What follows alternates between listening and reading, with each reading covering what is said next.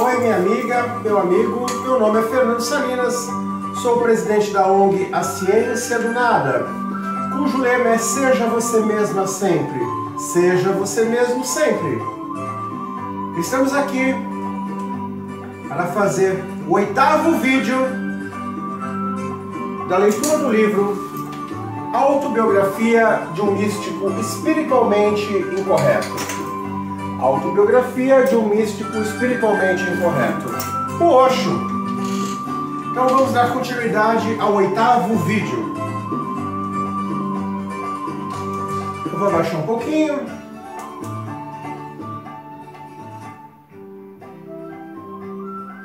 Agora sim.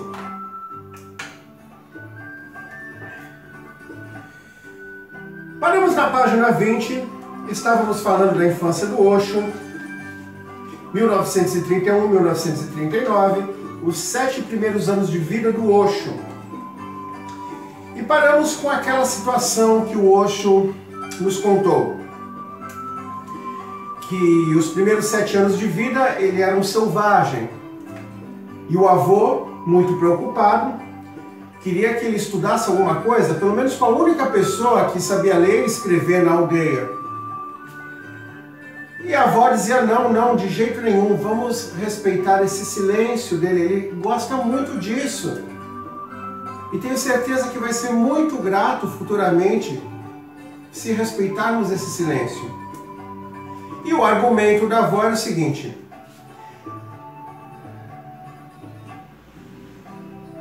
deixe que ele faça o que bem entender durante esses 7 anos que está conosco.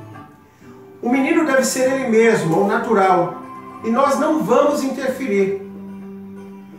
E o argumento do avô era o seguinte: olha, quando a gente devolver ele para os pais, os pais deles vão dizer o que a gente fez com ele.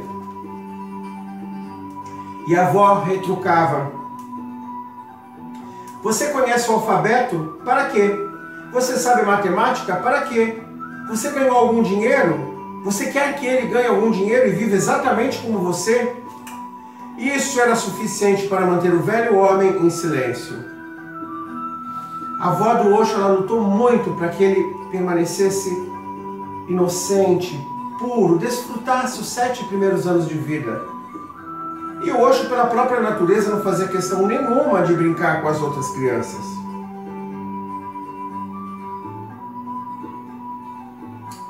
Mais tarde, meu pai estava sempre dizendo, o Osho comentando, falando do pai, né?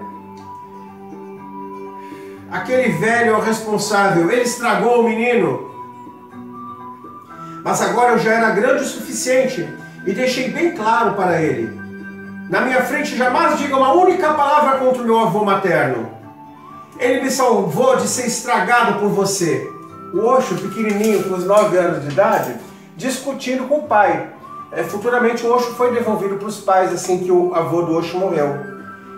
Então quando o pai do Osho falava alguma coisa contra o avô, ele falava, não, o meu avô me salvou, eu não quero ficar estragado que nem você ficou.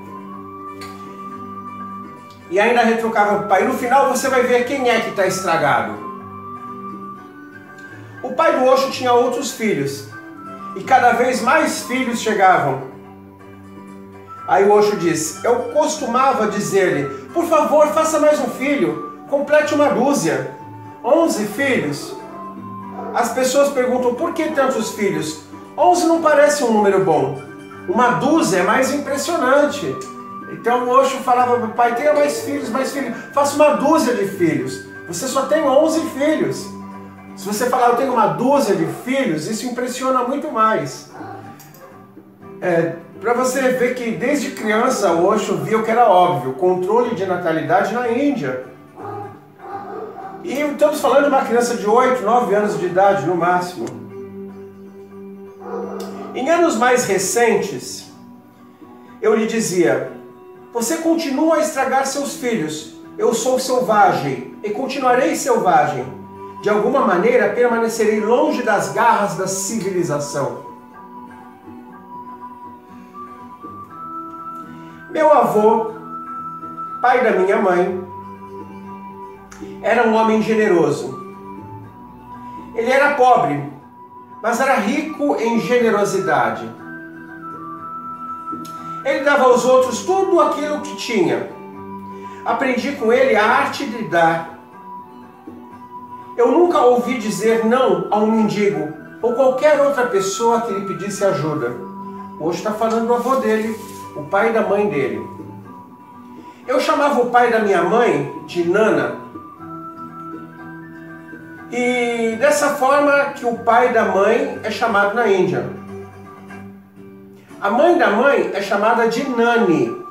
O avô era chamado de Nana. E a avó era chamada de Nani. A Nani é que salvou o Osho, que respeitou ele de ser perturbado, influenciado pelas pessoas. As crianças nascem puras e inocentes.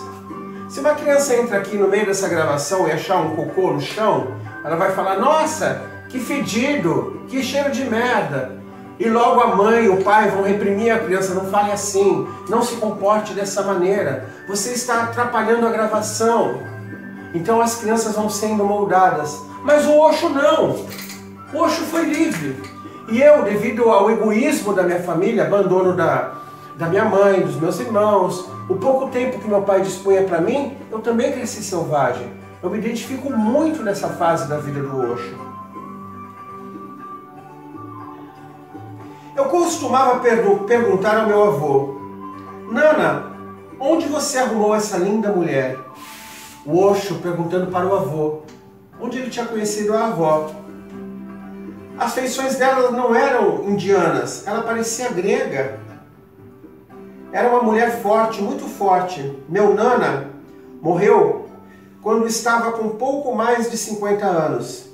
Minha avó viveu até os 80 e sempre perfeitamente saudável. Mesmo aos 80, ninguém achava que ela fosse morrer logo, era muito conservada. Prometi-lhe uma coisa, que quando ela morresse, eu voltaria. E essa foi a minha última visita à família. Ela morreu em 1970. E eu precisava cumprir a minha promessa. A avó do Osho morreu em 70. E foi a última vez que ele voltou para a aldeia, onde nasceu. Durante meus primeiros anos eu achava que minha Nani era minha mãe. Esses são os anos em que a criança cresce. A minha própria mãe só veio depois. E eu já estava crescido. Já estava moldado dentro de determinado estilo. Mas aqueles primeiros anos minha avó me ajudou imensamente. Meu avô me amava, mas não conseguia me ajudar muito. Ele era bastante generoso. Porém, para ser de alguma ajuda, era preciso mais do que generosidade. É preciso um certo tipo de força. Ele sempre estava com medo da minha avó. Era, em certo sentido, um marido dominado pela mulher. Contudo, me amava, me ajudava no possível. O que posso fazer se ele era um marido dominado? 99% dos maridos são dominados. E para mim isso está tudo bem. Agradeço a atenção. Até o próximo vídeo. Autobiografia de um místico espiritualmente incorreto.